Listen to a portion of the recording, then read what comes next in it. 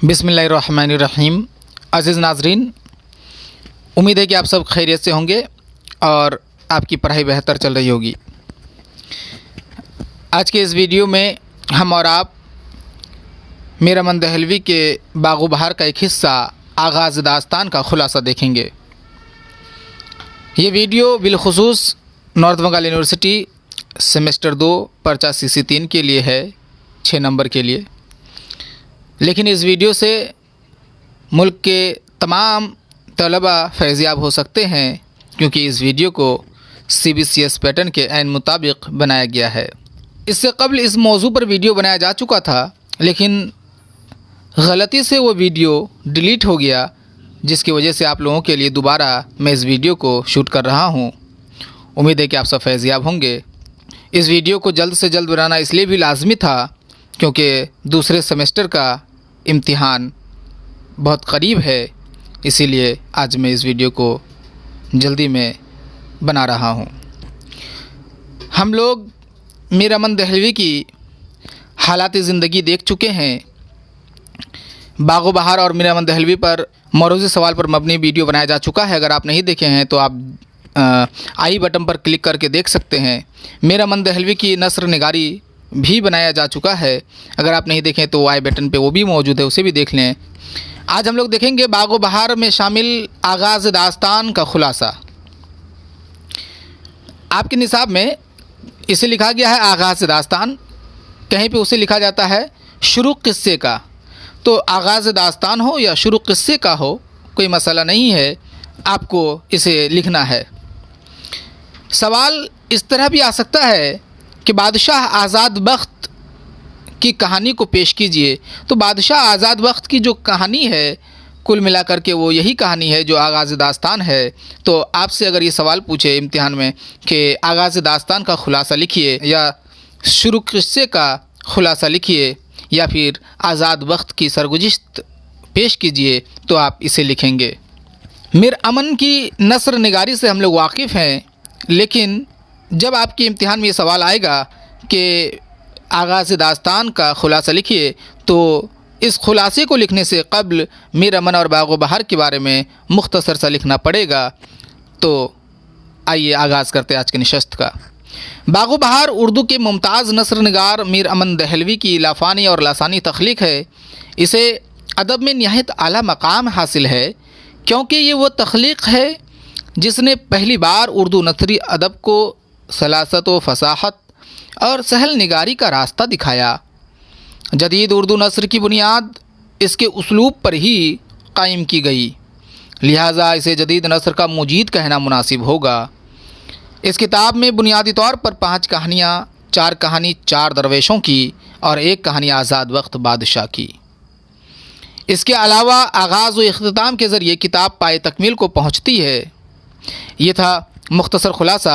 अब इसके ख़ुलासे को देखते हैं। मीर अमन ने आगाज़ दास्तान या आगाज़ क़िस्से का आगाज़ मुल्क रोम के बादशाह आज़ाद वक्त की सनाख़ानी से किया है कि उसके अहद में रियाया बेहद खुशहाल थे।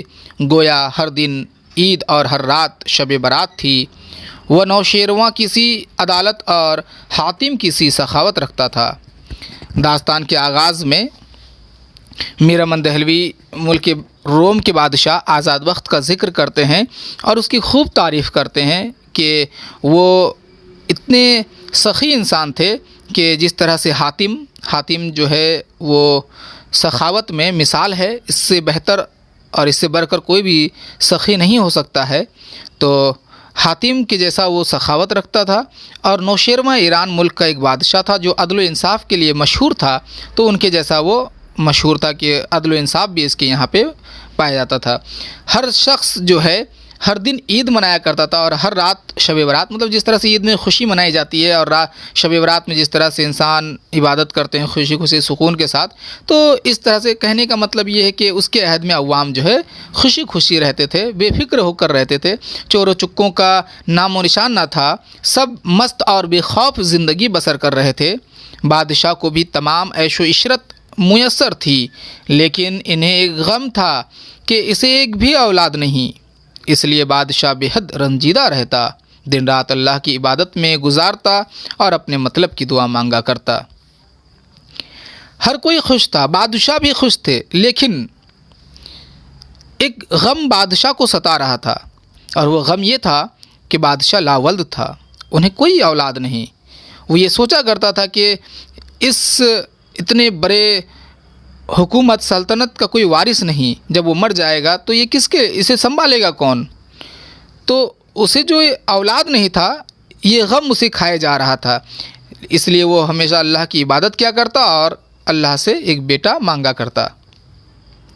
ایک دن بادشاہ کو اپنے مونچھ میں ایک سفید بال دکھائی دیتا ہے، جس وجہ سے بادشاہ بے حد حیرت زدہ اور غم زدہ ہو جاتا ہے اور فیصلہ کرتا ہے کہ اب جو کچھ زندگی ہے اسے فقط اپنے معبود کی عبادت میں گزارنا ہے، لہٰذا سب کچھ چھوڑ چھاڑ کر ایک مکان میں گوشہ نشین ہو جاتا ہے۔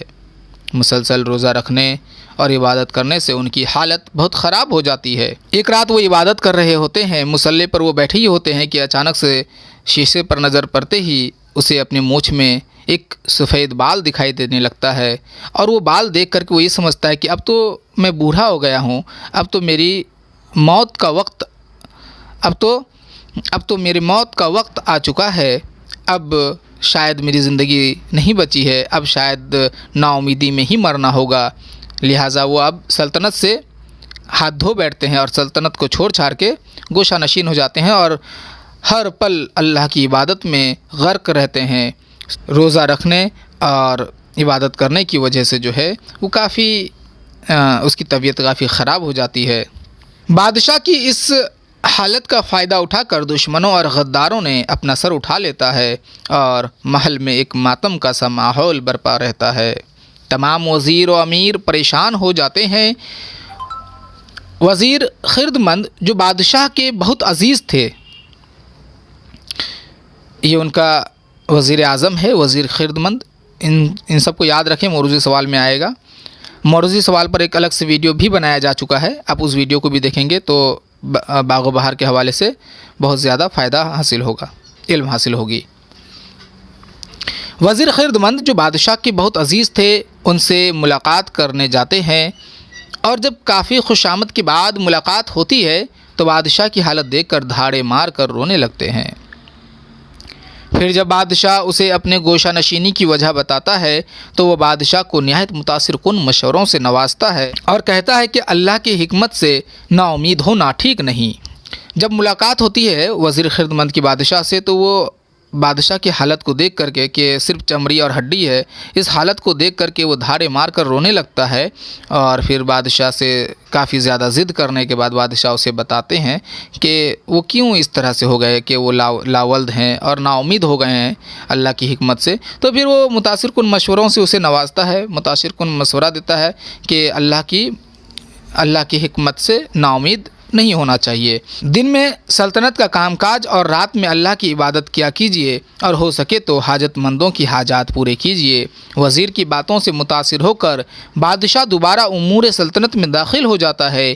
ایک دن بادشاہ کتاب میں پڑھتا ہے کہ اگر کوئی رات کو قبرستان میں دعا کرے تو وہ قبول ہو جاتی ہے، لہٰذا بادشاہ ایک رات عام لباس میں قبرستان کے لیے نکل جاتا ہے۔ قبرستان کے نزدیک پہنچنے پر اسے قبرستان میں ایک چراغ سا جلتا ہوا کچھ نظر آتا ہے جو تیز ہواؤں سے بھی بجھتا نہیں ہے۔ جب وہ بغل میں جا کر دیکھتا ہے تو معلوم چلتا ہے کہ 4 درویش وجہ شخص بیٹھے آپس میں گفتگو کر رہے ہیں۔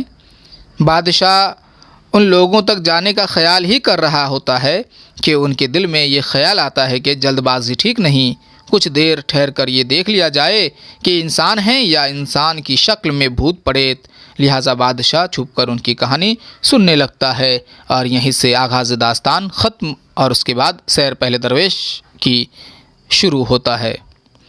بادشاہ ایک رات کتاب پڑھ رہا ہوتا ہے، اسی کتاب میں دکھتا ہے کہ قبر میں دعا مانگنے سے قبول ہو جاتی ہے دعائیں، تو وہ قبر کے لیے نکل جاتا ہے، اور قبر میں پھر وہ دیکھتے ہیں کہ 4 درویش جو ہے، پہلے تو اسے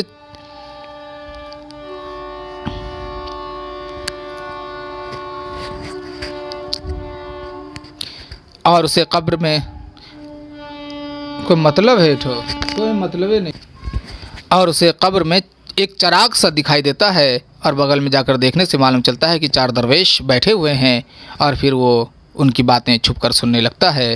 یہیں سے آغاز داستان یا شروع قصے کا خاتمہ ہوتا ہے اور سحر پہلے درویش کی شروع ہو جاتا ہے۔ تو یہ تھا آغاز داستان یا شروع قصے کا یا آزاد بخت کی کہانی کا خلاصہ۔ تو آپ کے امتحان میں تینوں میں سے جو بھی آئے آپ بلا جھجک اسے لکھیں، انشاءاللہ آپ پورے نمبرات حاصل کرنے میں کامیابی حاصل کر لیں گے۔